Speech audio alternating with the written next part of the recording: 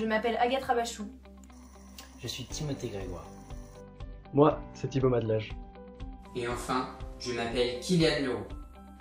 L'idée nous vient du fait que les personnes âgées, comme mes grands-parents, ne sont plus capables pour la plupart de jardiner et ne sont plus en contact avec la flore dans leur espace de vie. Pour satisfaire ceci, une autonomie en eau et en électricité d'une semaine est souhaitée. Nous voulons aussi 20% d'ensoleillement supplémentaire entre une plante fixe et une plante équipée du SmartPot, un déplacement en sécurité et des pots pouvant atteindre 40 kg et 40 cm de diamètre. Pour cela, nous avons utilisé diverses solutions, notamment des batteries lithium-ion, une sonde hygrométrique couplée à une pompe miniature, des capteurs ultrasons pour le déplacement et ultraviolet pour l'ensoleillement, ou encore une interface homme-machine sur un écran LCD.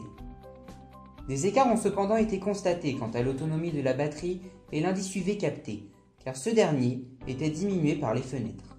Nous devrons alors changer de capteur. Pour modéliser et fabriquer notre solution technique, nous avons utilisé différents outils tels que SolidWorks pour étudier la résistance des matériaux, Flowcode pour réaliser nos algorithmes ou encore Arduino pour programmer les différents composants. Quels sont donc nos résultats? Un ensoleillement supplémentaire de 50% par rapport à un pot fixe et les dimensions et masses finales permettent un déplacement sans basculement. La réalisation de ce projet a nécessité des connaissances dans différentes disciplines. La SVT nous a aidé à répertorier les différents types de plantes pour ajuster leur hygrométrie, ainsi que pour choisir les indices UV, les sciences de l'ingénieur pour réaliser l'étude dynamique et calculer le couple moteur nécessaire, ou encore l'informatique pour coder sous Arduino. Mais la principale matière utilisée reste celle des mathématiques, notamment dans les calculs de volume, de vitesse, d'accélération ou encore de proportion.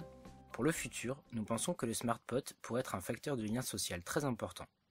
Il pourrait redynamiser des lieux touristiques ou encore mettre en valeur des espaces verts.